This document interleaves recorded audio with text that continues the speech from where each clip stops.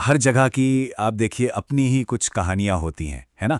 कुछ किस्से, कुछ अफ़साने। तो आज हम एक ऐसे ही अफ़साने की गहराई में उतरेंगे।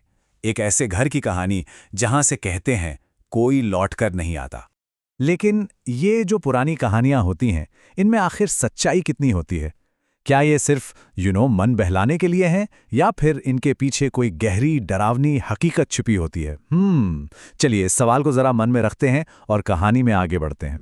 तो हमारी कहानी की शुरुआत होती है एक गांव से और उस गांव में मौजूद एक वीरान, बिल्कुल वीरान घर से, जिसकी दहलीज पर कहते हैं एक खौफनाक राज दफन था। तो गांव के एक बिल्कुल सुनसान कोने में ना ये टूटा फूटा घर खड़ा था। मतलब लोग इससे कोसों दूर रहते थे। पर जानते इसकी सबसे अजीब बात क्या थी? इसकी चौखट, जिस पर हमेशा हमेशा खून जैसा ताजा लाल रंग लगा रहता था। और बस यही था उस घर का सबसे बड़ा, सबसे डरावना नियम। एक ऐसी चेतावनी जो पीढ़ियों से दोहराई जा रही थी कि जो कोई भी अंदर गया वो फिर कभी लौटकर नहीं आया। बस एक और कहानी बनकर रह गया। पर हर कहानी में कोई ना कोई ऐसा होता ही है ना? जो इन चेतावनियों को, इन नियमों को नहीं मानता। और हमारी कहानी में वो किरदार था सूरज। तो हुआ ये कि एक दिन जब उसके दोस्तों ने उसे उस घर के बारे में बताया, तो सूरज तो भाई जोर जोर से हंसने लगा। उसे ये सब मनगढ़ंत बातें लगती थीं, गांव वालों का अंधविश्वास और कुछ नहीं। और बस इसी हंसी मजाक में उसने वो कर दिया जिसकी आज तक किसी ने हिम्मत नहीं की थी। सूरज ने उस शापित घर की चौखट को पार कर लिया और उसके दोस्त, वो तो बाहर खड़े बस अवाक होकर देखते रह गए। लेकिन अंदर घुसते ही सूरज को यह एहसास हो गया कि ये कोई मामूली वीरान घर नहीं था। यहां कुछ कुछ तो था जो बहुत बहुत ही ज्यादा गलत था। अंदर का जो मंजर था ना, वो रूह कंपा देने वाला था। हर एक दीवार बच्चों के अनगिनत छोटे छोटे हाथों के निशानों से ढकी हुई थी।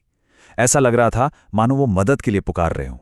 सूरज अभी उन निशानों को ठीक से देख ही रहा था कि तभी उसके पीछे का वो भारी भरकम दरवाजा एक जोरदार धड़ाम की आवाज के साथ बंद हो गया और अब वो उस घर में कैद हो चुका था।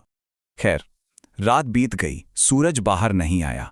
अगली सुबह जब गांव वालों की नजर उस घर पर पड़ी तो उनका जो डर था ना, वो सच साबित हो गया।